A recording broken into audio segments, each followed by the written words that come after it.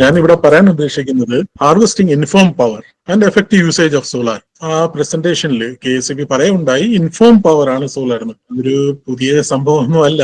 Solar കണ്ടുപിടിച്ച സമയം തൊട്ടേ നമുക്ക് അറിയാവുന്ന ഒരു കാര്യമാണ്. അതൊരു ഇൻഫോം പവർ സോഴ്സ് തന്നെയാണ്. സോളാർ ആയാലും വിൻഡ് ആയാലും ഒരു ഇൻഫോം പവർ സോഴ്സ് തന്നെയാണ്.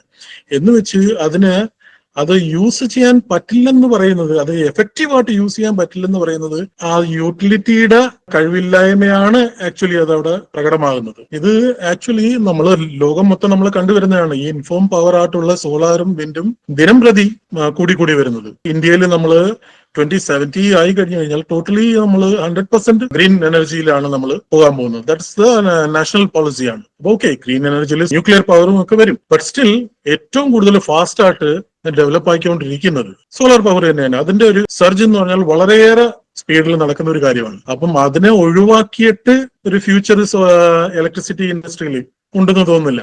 ഇപ്പോഴും തന്നെ ഇൻഫോം പവർ എന്ന് പറയുന്നത് RTSനെയാണ്, റൂഫ് ടോപ്പ് സോളാർ ആണ് ഇവർ മിക്കവാറും ഇതിനെ മോശമായിട്ട് കാണുന്നത്. അത് 1.5% കൺസ്യൂമേഴ്സ് മാത്രമേ ഇൻസ്റ്റാൾ ചെയ്തിട്ടുള്ളൂ. അവരെയാണ് ഈ മോശം പവർ ആണെന്ന് പറയുന്നത്. അതിന് പകരം അവര് മേടിക്കാൻ ശ്രമിക്കുകയാണ് പുറത്തുനിന്ന്. പർച്ചേസ് ചെയ്യുന്നതിന് പ്രശ്നമില്ല. ഈ പർച്ചേസ് ചെയ്യുന്നതും ഈ ഇൻഫോം പവർ ആയിട്ടുള്ള സോളാർ വൻകിട ആൾക്കാരുടെ അടുത്ത് പർച്ചേസ് ചെയ്യുന്നുണ്ട്. അപ്പോഴവർക്ക് അത് പർച്ചേസ് ചെയ്യുന്നതിന് അവിടെ ഒരു പ്രശ്നവും കാണുന്നില്ല എന്നുള്ളതാണ്. അപ്പം അതിൽ നമ്മൾ മനസ്സിലാക്കേണ്ട രണ്ട് കാര്യങ്ങളാണ്. അപ്പൊ ഒന്ന്, പർച്ചേസ് ചെയ്യാനുള്ള താല്പര്യം. അപ്പൊ ട്രേഡിംഗ് ആണ് ഏറ്റവും വലിയൊരു താല്പര്യം. രണ്ടാമത്, ഇൻഫ്രാസ്ട്രക്ചർ അപ്ഗ്രേഡ് ചെയ്യാൻ താല്പര്യമില്ലായ്മ. ഇത് രണ്ടുമാണ് നമ്മൾ ഇവിടെ കാണുന്നത്. സ്പെഷ്യലി ഇവർ ഈ LT ലെവലിൽ ഇവർ പറയുന്നത്, LT ലെവലിലാണ് നമ്മൾ റൂഫ് ടോപ്പ് സോളാറുകാരുള്ളത്. അവര് അതിൽ നല്ല പൊസിഷനിലിരിക്കുന്ന ഉദ്യോഗസ്ഥർ പലയിടത്തും പറയുണ്ടായി 30 to 40% വരെ ഉച്ച സമയത്ത് ഇവരെ പെനിട്രേഷൻ ഉണ്ടാകുന്നുണ്ടെന്ന്, സോളാറിന്റെ പവർ പെനിട്രേഷൻ ഉണ്ടാകുന്നു. അത് എന്തിന്റെ ബേസിസിലാണെന്നുള്ളത് അത് ഗണിച്ചാലേ അറിയാൻ പറ്റത്തുള്ളൂ ഇപ്പോൾ. കാരണം അതിനെ മെഷർ ചെയ്യാനുള്ള ഒരു സോഴ്സും ഇപ്പം 11 kV താഴോട്ട് ഇല്ലെന്നുള്ളതാണ്. പറഞ്ഞാൽ 11 kV ഫീഡറിന് താഴോട്ട് വരുന്ന എല്ലാ ഡിസ്ട്രിബ്യൂഷൻ ട്രാൻസ്ഫോമേഴ്സിലും നോക്കിക്കഴിഞ്ഞാൽ നമുക്ക് നമ്മളെ വീട്ടിന്റെ പുറത്തോട്ട് ഇറങ്ങിയുള്ള ട്രാൻസ്ഫോമറിൽ നോക്കിയാൽ നമുക്കറിയാൻ പറ്റും. ഒരു മെഷറിംഗ് ഡിവൈസും എങ്ങുമില്ല. അപ്പൊ ഈ മെഷറിംഗ് ഡിവൈസ് ഇല്ലാത്ത ഒരു 11 kV ഫീഡറിന്റെ അണ്ടറിൽ പല ഡിസ്ട്രിബ്യൂഷൻ ട്രാൻസ്ഫോമേഴ്സ് ഉള്ളതാണ്. അതേപോലെ 30 to 11 kV സബ്സ്റ്റേഷനിൽ അവിടുന്ന് പല 11 kV ഫീഡേഴ്സും പുറത്തു പോകുന്നതാണ്. അപ്പം എത്ര ട്രാൻസ്ഫോമേഴ്സ് ആണ് LT ലെവലിലുള്ളത്? അപ്പൊ ഇതിൽ എങ്ങനെയാണ് ഇവരിതിനെ കണക്കൂട്ടുന്നത്? ഏത് ലെവലിലാണ് ഇവരിതിനെ മനസ്സിലാക്കിയത്?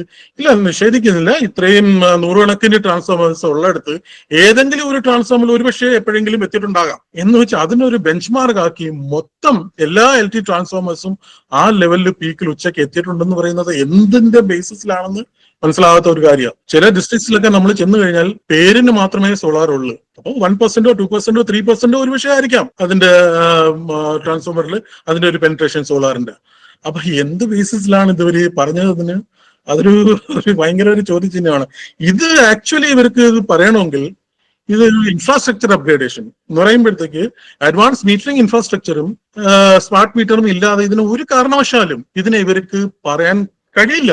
നമ്മളിപ്പോ തലകത്തിൽ നിന്ന് നോക്കിക്കഴിഞ്ഞാലും നമുക്ക് ഇതിന്റെ ഡേറ്റ അവൈലബിൾ അല്ലാത്തത് ഈ ഇൻഫ്രാസ്ട്രക്ചറിന്റെ കുറവ് തന്നെയാണ്. ഇപ്പൊ നമ്മൾ ഒരു RTI ഫയൽ ചെയ്തിട്ട് ചോദിച്ചാൽ പോലും ഇവർക്ക് ഈ കുക്ഡപ്പ് ആയിട്ടുള്ള എന്തെങ്കിലും തരാമെന്നല്ലാതെ റിയൽ ഡേറ്റ തരാൻ വേണ്ടിയുള്ള ഒരു സോഴ്സും ഇല്ല അവരടുത്ത്. ഇതിൽ ഞാൻ വാല്യൂസ് ഒന്നും എടുക്കുന്നില്ല. വാല്യൂസ് ഒന്നും എടുക്കാത്തതെന്ന് വെച്ചാൽ ഏത് വാല്യൂസ് എടുക്കണം?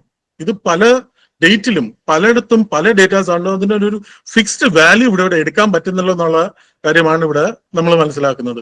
അതുകൊണ്ട് ഞാൻ LT ലെവലിൽ കോൺസെൻട്രേറ്റ് ചെയ്യുകയാണെങ്കിൽ വാല്യൂസ് എനിക്ക് ഒന്നുമേ എടുക്കാൻ പറ്റുന്നില്ല. അതുകൊണ്ട് ഇവര് LT ലെവലിൽ ഞാൻ എപ്പോഴും ഒരു 100% ആയിട്ട് നമ്മൾ കണക്കൂട്ടുകയാണെങ്കിൽ 1 മെഗാവാട്ട് ഡിമാൻഡ് ആണെങ്കിലും അതിന് 100%, അല്ലെങ്കിൽ 10 മെഗാവാട്ട് ആണെങ്കിലും 100% ആയിട്ട് അതിനെ എടുക്കുകയാണെങ്കിൽ സോളാർ പെനിട്രേഷൻ എന്ന് പറയുമ്പോൾ ഒരു 37% എന്ന് പറയുന്നത് അത് ഫോർ ഫ്യൂ അവേഴ്സ് ആണ് നമ്മൾ സോളാർ അവേഴ്സ് എന്ന് പറയുന്നത്. അതിലൊരു ഏതാനും മിനിറ്റ് ആയിരിക്കും ഫോർ ആർഗ്യുമെന്റ് സേക്ക് നമ്മൾ ഈ 37 എടുത്താൽ പോലും അത് ഒരിക്കലും ശരിയല്ല. ആക്ച്വലി അതൊരു വളരെ നേർന്ന ഒരു വര മാത്രമേ കാണാൻ സാധ്യതയുള്ളൂ പെനിട്രേഷൻ.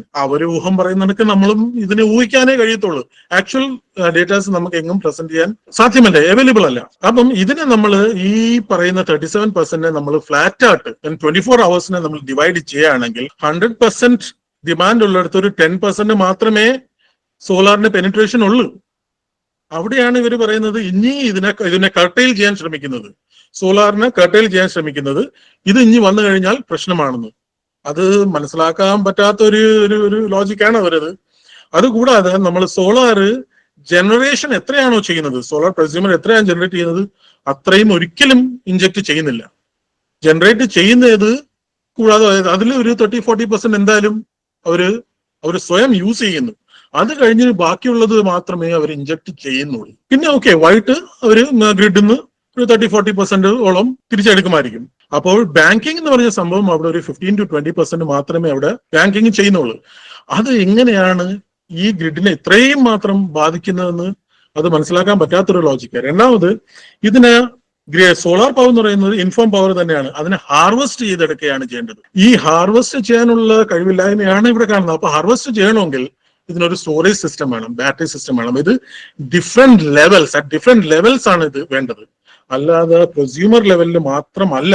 ഇത് വേരിയസ് ലെവലിൽ 33 സബ്സ്റ്റേഷനിലും അബൌവിലും ഇത് ഹാർവെസ്റ്റ് ചെയ്തെടുക്കാനുള്ള ബാറ്ററി സിസ്റ്റമാണ്. അപ്പൊ ബാറ്ററി സിസ്റ്റം മാത്രമല്ല വേണ്ടത്. അപ്പൊ ഇതിനെ ബാറ്ററി ചാർജ് ചെയ്യുന്നത് എങ്ങനെയാണ്?